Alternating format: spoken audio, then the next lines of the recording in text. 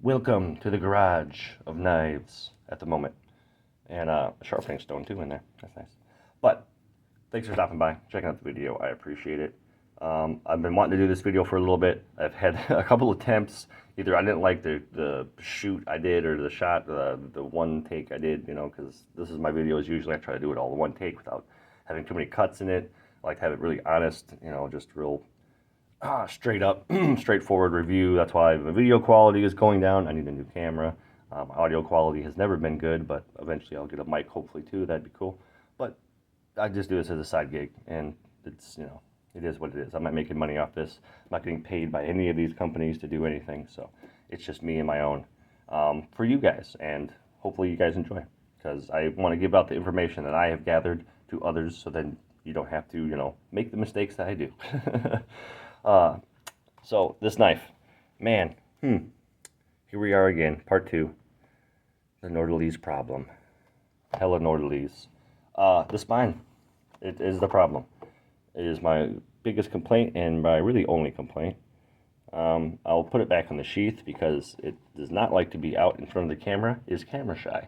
It makes the camera get all wonky and not like to focus because it's so dang shiny, which is cool. I like it. It does make it look a little crappy when you start using it, and then you take away that shiny prettiness, but it is what it is. You're taking a knife outside to use it, you're going to use it to make it dirty. It's kind of part of the deal. But that spine being so sharp from the factory, so that's why I want to just kind of reiterate what my problem is, because I think a lot of people from my first video were taking it as, well, it doesn't work for the fire steel or the ferrule rod anymore, so it's a junk knife. That's not really my argument I was trying to make.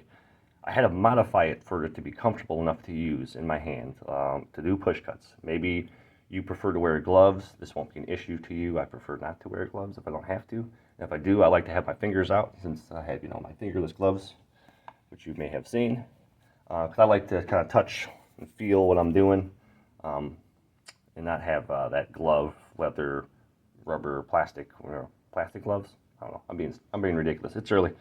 I have excuses for everything. Get out of my back. But no, I just prefer to, be one with my material a little bit closer. So I needed that spine to be modified in order to use it, which sucks, because when you spend as much money as this knife costs, what was it, $230, $260, something like that?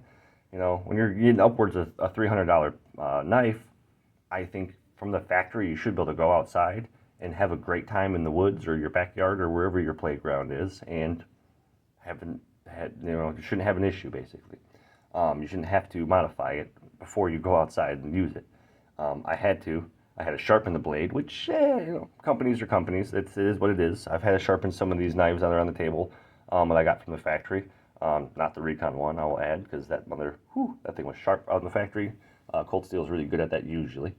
Not always, but usually. Then we have the Opinel carbon, and we have Firebird by Gonzo. Obviously the Recon one, Cold Steel, and we have the Schrade, which they always have the best names for their knives. This is the SCHF52M, which is thick son of a gun. I actually used this before my kukri, but now I have a kukri, so don't use this anymore too much. My Carta handle, got the G10, just a fake plastic crap, but the handles and stuff aren't really why we're here. It's the blades. These are different blade materials, different coatings on them, and different sizes and thicknesses and all that. And none of these I had to modify the spines. All of these from the factory, I could do a push cut on, and get in there and get some, leverage on. The Opinel a little bit, because look how thin that puppy is. That's the thinnest one on the table by far. But even that, didn't have the blade locked. It's a good way to hurt myself. But even that, it's not bad. I mean, it's very thin, so that's kind of what you would expect. But guess what? All of these knives, I'm going to shoot sparks at them now.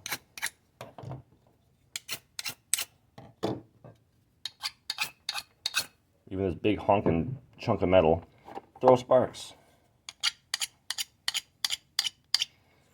This one still doesn't. That's not my argument. I don't care that it doesn't throw sparks or not. There's an end on here that Comes with the ferrule rod that throws them, no problem. I have a lighter on me usually at all times, so that's not an issue. But I had to modify this to use it, and then after I modified it to use it, now I can't use a fire steel, which is kind of stupid, or ferrule rod, whatever. But maybe you can modify your spine differently. Maybe yours won't be that sharp from the factory, and you can just push cut on it. So far, all the comments on the previous videos, nobody doesn't sound like they own the knife at all. It sounds like everyone's just like, hey, this is what you should do, or you did this wrong. But I don't know. You go out and buy one, make a video, send me the link to it, and I'll check it out to see what your experience is. I would actually like to do that. If anybody owns the Nordlys, please help me out here. Maybe I'm just a one-off, and this doesn't usually happen. But regardless of what the case may be, I would like to know. I'd like to let you guys know that this is what's going on, and just my thoughts and my honest opinion of the knife. I love it. It's an awesome knife. The quality and overall build and everything like that is great. Besides the spine, which is sharp as hell, and then the blade being dull, which that's hit or miss. It doesn't really matter. You gotta sharpen them anyway. If you use a knife a lot, and you're not just buying some cheap gas station $10 who cares knife. Then it's not a big deal. You're using it to cut open a couple boxes, and then it's gonna go in your glove box, and you'll never see it again.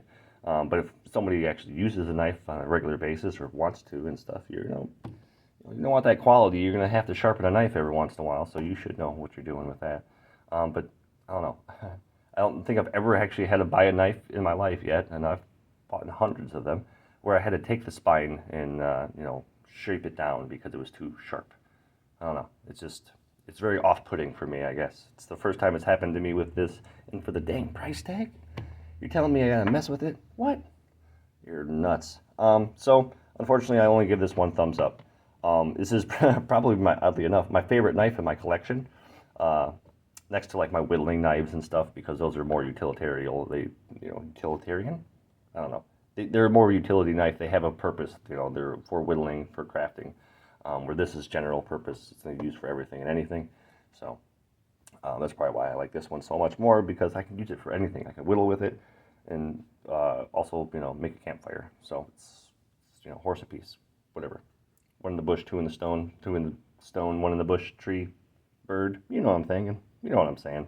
Words. But yeah, as you can see, my brain's starting to not work now, so we're gonna wrap it up. And thank you guys for checking out this video and watching it. Hopefully, gave you guys some information. Like I said in my last ones, comment below on what I should get next for a bushcraft survival knife. I would like to get another one, just to kind of bounce off what this one has versus what that one has, or the qualities and just the overall build and all that, and finish and fit and finish stuff. Yeah. So let me know about that. My problem with this knife is not that it won't make sparks with the ferrule rod. My problem with this knife is that the spine is so sharp from the factory that I have to unsharpen the spine to use it. And that is my problem with the knife. Now you know. Thanks for watching. See you guys in the next one.